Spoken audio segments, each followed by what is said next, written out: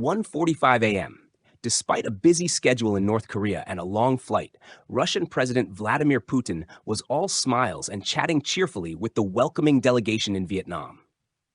The delegation included Central Party Secretary and head of the Central Committee's Commission for External Relations, Lê Hoài Trung, Deputy Prime Minister Trần Hồng Hà, Chief of the Presidential Office Lê Can Hai, and Hanoi Mayor Trần Sĩ Thanh, among other leaders.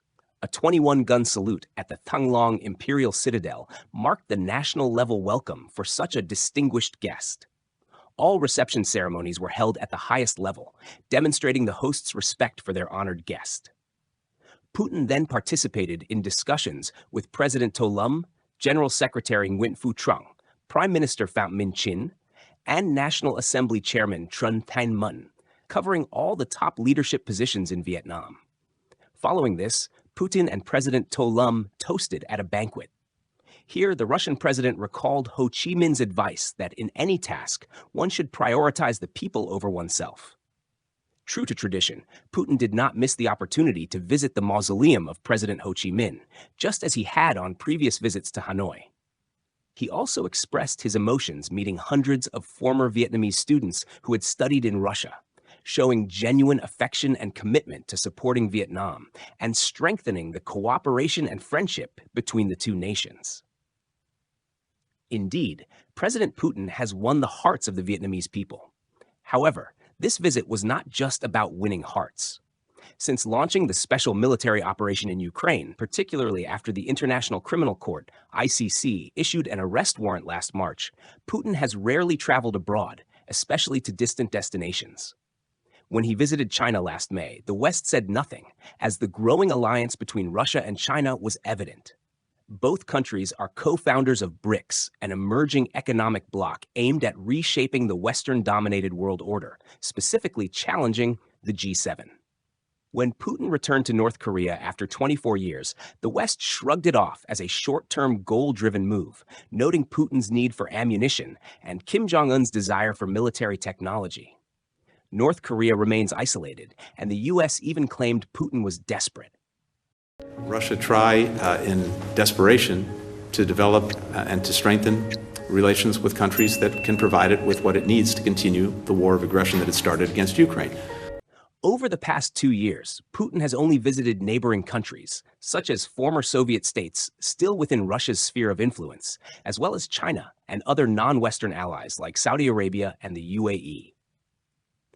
But Vietnam tells a different story. A rising star in Southeast Asia, an active member of numerous regional and international organizations, Vietnam is the most distant country Putin has visited since the Ukraine war began. Significantly, just last September, Vietnam and the U.S. elevated their bilateral relationship 2 tiers, from comprehensive partners to comprehensive strategic partners, and on par with China and Russia. It's no wonder Washington mocked Putin's visit to North Korea, but reacted strongly to his state visit to Vietnam. Reuters quoted a U.S. Embassy spokesperson in Vietnam, stating that no country should give Putin a platform to advance his war of aggression, nor normalize his brutal actions. If he can move freely, it might normalize Russia's blatant violations of international law. The U.S. referenced the ICC warrant, but overlooked that neither the U.S., Russia, nor Vietnam are ICC members. Vietnam, like the U.S., has no obligation to comply with the court's orders.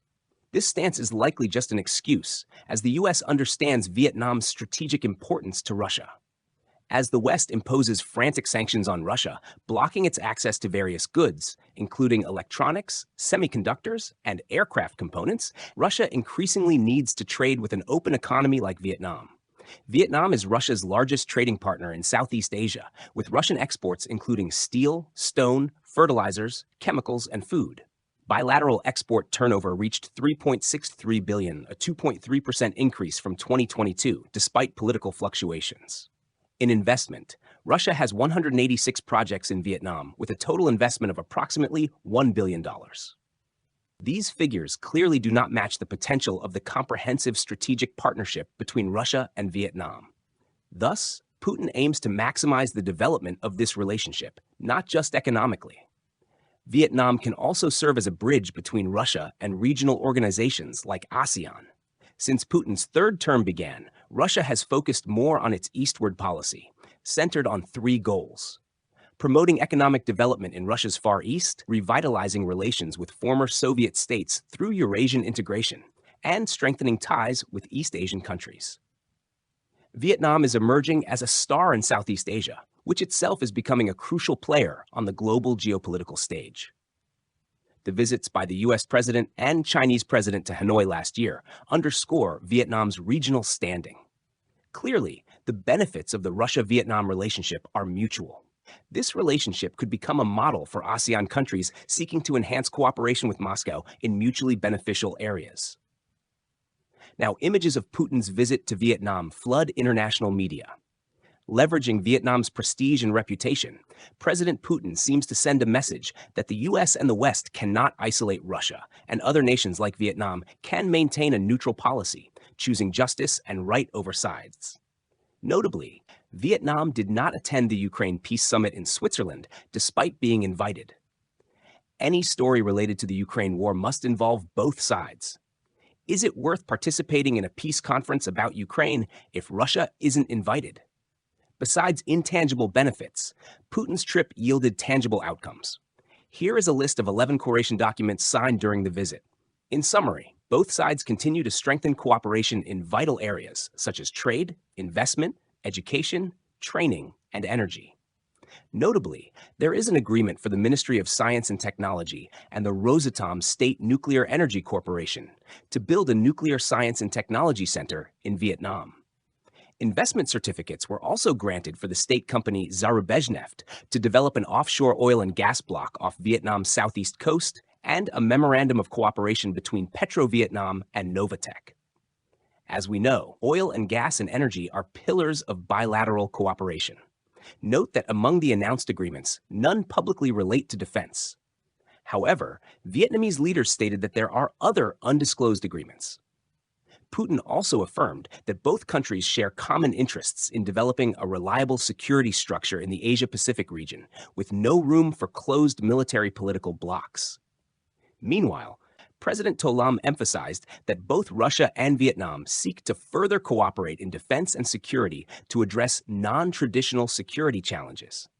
It's impossible to discuss Vietnam-Russia relations without mentioning defense cooperation. Russia has long been Vietnam's main arms supplier, from high-tech fighter jets and submarines to military vehicles and conventional weapons. Russia also helps train military personnel and senior officers for Vietnam at Russian military schools. Additionally, Russia creates a triangle where Vietnam balances pressures from both the US and China.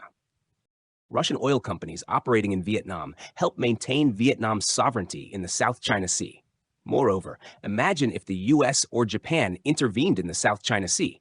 China would react strongly. If it's Russia, China's reaction might be only half as intense. In summary, President Putin's visit brought both tangible and intangible benefits to Russia, while Vietnam also reaped specific achievements. Above all, regardless of the US reaction, Vietnam has made a wise calculation by steadfastly pursuing a bamboo diplomacy policy, flexibly maintaining strategic balance with major powers. Hosting President Biden in September, President Xi Jinping in December, and President Putin in June, no one can criticize this approach, not even the US. Despite initial strong reactions, Treasury Secretary Janet Yellen later told the press that elevating US-Vietnam relations to a comprehensive strategic partnership doesn't mean Vietnam has to sour its relations with Russia or China. And let's give a round of applause for Vietnam's perfectly executed diplomatic dance, balancing three superpowers.